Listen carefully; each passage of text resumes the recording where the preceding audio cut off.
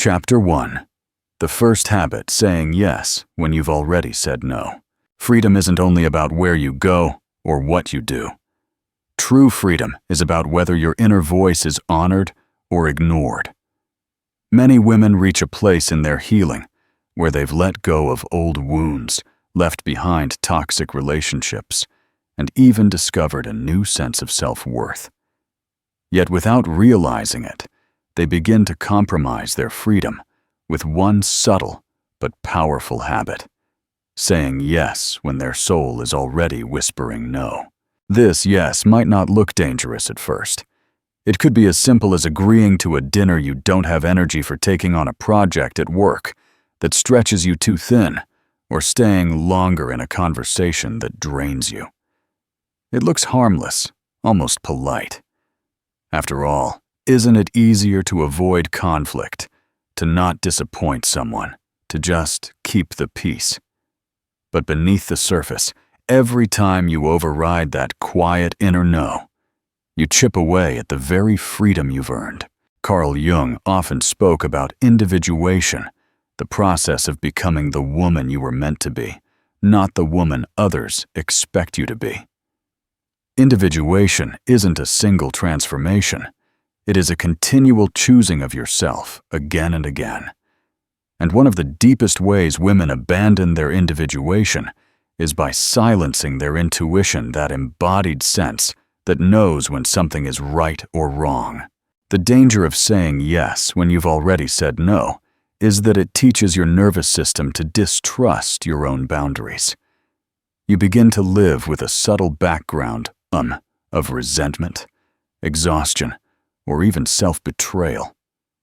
You smile, you go along, you seem agreeable, but inside your energy starts leaking away. And that leak doesn't happen in dramatic bursts. It happens slowly, quietly, habit by habit, until one day the spaciousness you fought for in your healing journey feels small again. Why does this happen? Part of it is conditioning. Many women were raised to be agreeable, to smooth things over, to avoid appearing selfish. The unconscious archetype of the good daughter or the peacemaker still lingers even after years of healing. She whispers, "Don't rock the boat. Don't make anyone uncomfortable. Just say yes." And without realizing it, this old archetype takes the steering wheel of your life once more. But there's also fear. Freedom itself can feel unfamiliar, even frightening.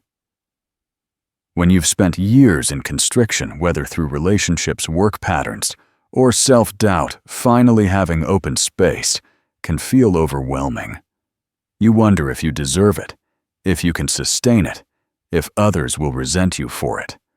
So saying yes becomes a way to soften the discomfort of freedom. It pulls you back into the familiar rhythm of overgiving, over-accommodating, over-saying yes. And yet the cost is profound. Every time you agree to what your soul resists, you quietly affirm to yourself, "My needs don't matter as much as theirs." Every time you override your intuition, you whisper, "My voice can wait." Slowly, imperceptibly, the woman you became through healing begins to fade into the background, and the old version of you, the one who lived for others, begins to return. But here's the truth. Your freedom is sacred. It is not selfish. It is not fragile. It is not something you stumbled into by accident. It was earned through tears, through courage, through the long road of unlearning. And every no you honor now is not a rejection of others, but an affirmation of yourself. Imagine this. A woman stands at the edge of an open field, the wind moving freely through her hair. Behind her lies a heavy locked gate, the life she left behind. The field represents her freedom, her new beginning. But with every small yes that should have been a no, she takes a step backward toward that gate. She doesn't run. She doesn't even turn her body. She just inches back slowly, quietly, until one day, she feels the iron against her back again. That's how freedom is lost, not in a storm, but in a drift. The first habit that pulls you out of your freedom is not dramatic. It is deceptively polite, socially acceptable, even praised.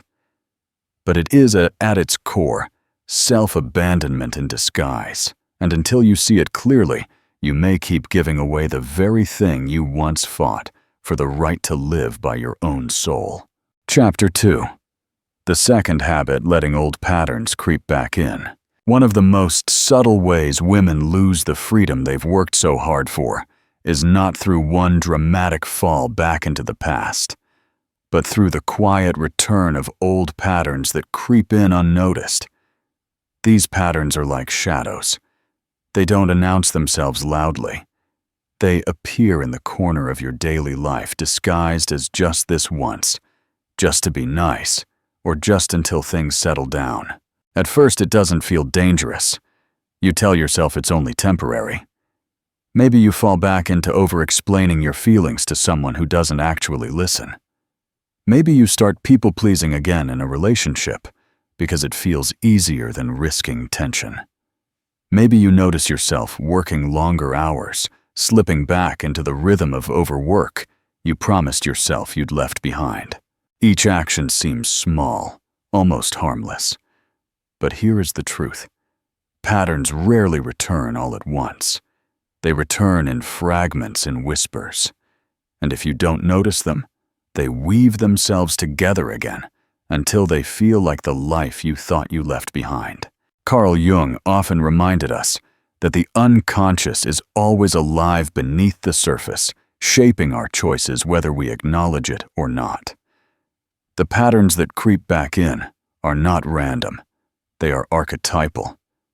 They represent the old stories your psyche once clung to for survival. The good girl who earns love by pleasing everyone. The martyr who sacrifices herself to prove her worth.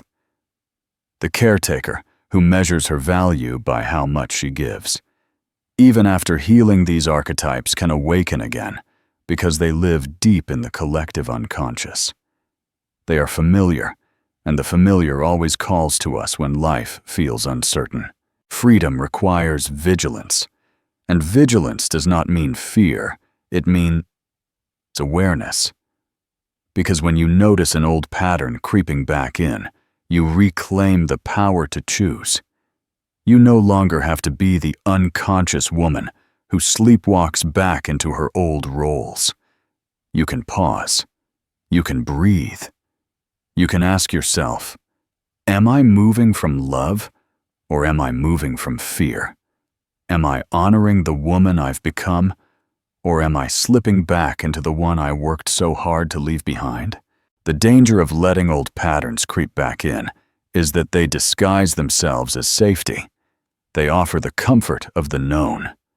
A woman who once overgave in relationships might find herself slipping back into those habits because it feels easier than facing the vulnerability of asking for what she truly wants.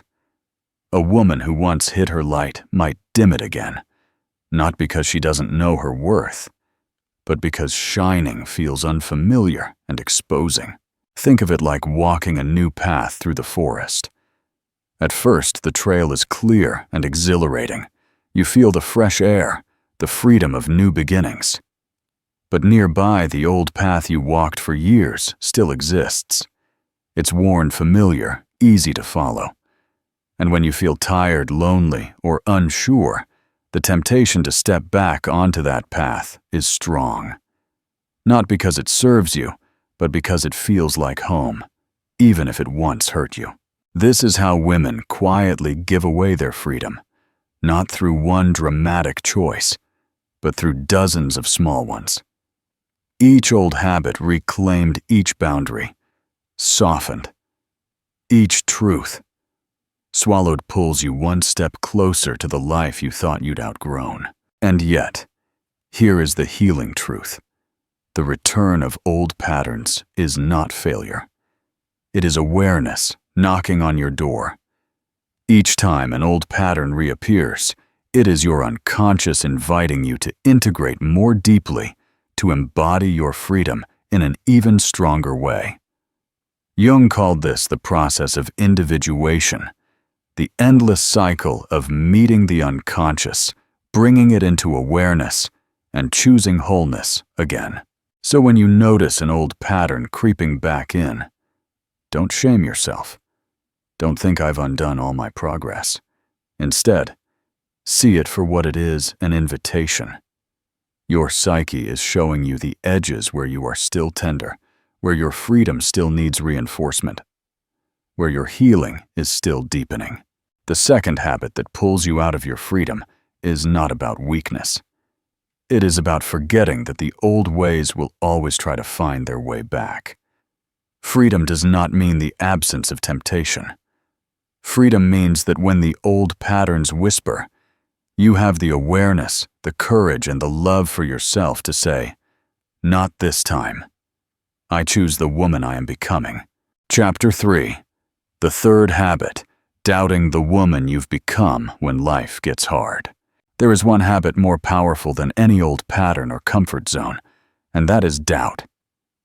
Not the healthy kind of doubt that asks honest questions, but the shadowed doubt that sneaks in when life gets hard. The kind of doubt that whispers, maybe you haven't changed as much as you thought. Maybe you're not ready for this. Maybe you were wrong to believe in your growth. This doubt is insidious because it shows up in the very moments you most need your strength. When challenges arise, when life feels uncertain, when grief, rejection, or exhaustion visit you, the old voice of doubt stirs. And it does not speak to the woman you are now. It speaks to the woman you used to be. Carl Jung once said that the greatest burden a child must bear is the unlived life of the parents. But in the same way, the greatest burden a woman must bear is the unlived life of her former self, the part of her psyche that still believes she is powerless, small, or unworthy. Even after healing, this former self lingers within the unconscious. And when life becomes difficult, she rises again, eager to convince you that you haven't truly transformed. Think about the last time life pressed against you, the job that didn't work out, the relationship that cracked, the dream that took longer than you hoped. Did a part of you begin to wonder if maybe you weren't enough after all? Did you start to question whether all your healing was real or just an illusion you told yourself? This is the third habit, letting doubt erase the truth of the woman you've already become. It's important to understand why this happens. The psyche clings to old identities because they feel safe, even if they were painful. Doubt is not evidence that you haven't grown. It's a defense mechanism. It is your unconscious trying to protect you from disappointment, from risk, from heartbreak, by convincing you to shrink back into who you were. But here is the deeper truth. The woman you used to be cannot hold the life you are building now. She cannot sustain the freedom, the depth, the love, the purpose you've earned. To return to her is to abandon yourself all over again. When you begin to doubt who you've become, you must pause and remember the very fact that you notice this doubt proves your growth. The old you wouldn't have even questioned it. She would have simply collapsed under the weight of it. The new you sees it, feels it, and has the choice to respond differently. Freedom is not the absence of hard times.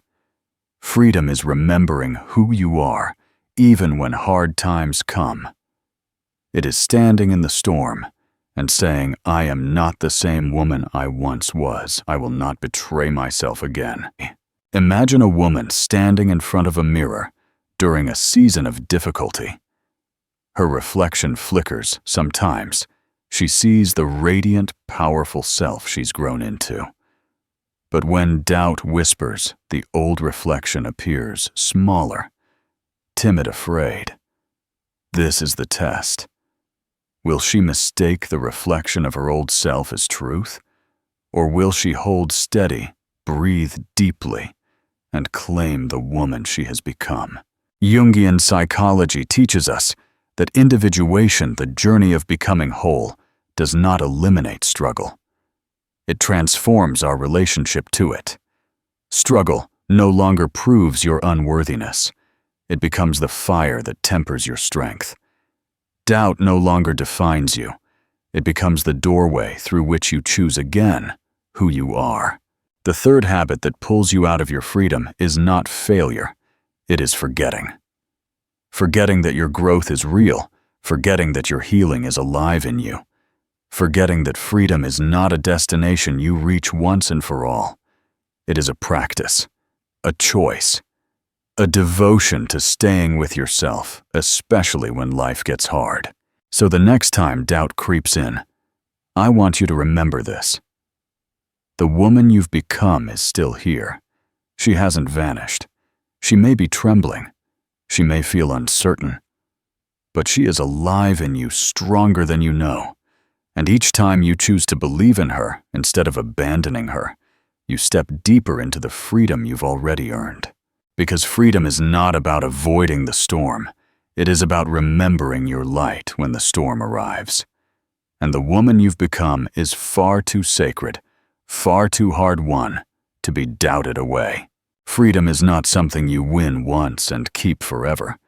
It is something you tend to the way you would tend to a living garden. These 3 habits, forgetting your own voice, letting old patterns creep back in, and doubting the woman you've become when life gets hard, are not proof that you've failed. They are simply signs that your freedom needs your care, your presence, and your love.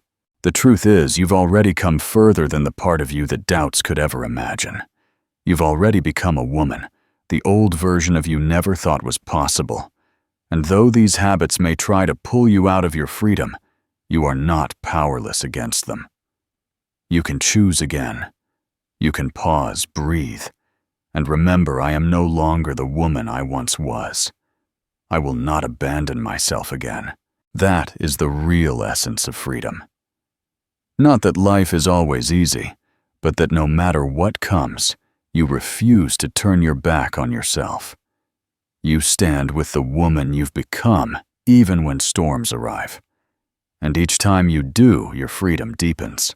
So tonight, as you sit with these words, I invite you to ask yourself gently, where am I still letting these habits pull me away from the freedom I've earned? And what would it look like if I stayed with myself instead? If this message spoke to your heart, I encourage you to share it with another woman who may need to hear it. You never know whose spirit you might steady by passing this along. And if you want to keep walking this journey of depth and healing together, I'd love for you to subscribe and stay connected here. This is a space where your inner freedom will always be honored, because you have worked too hard, too bravely, to let yourself be pulled back into the woman you've already outgrown. The freedom you've earned is sacred, and the woman you've become is worth protecting every single day.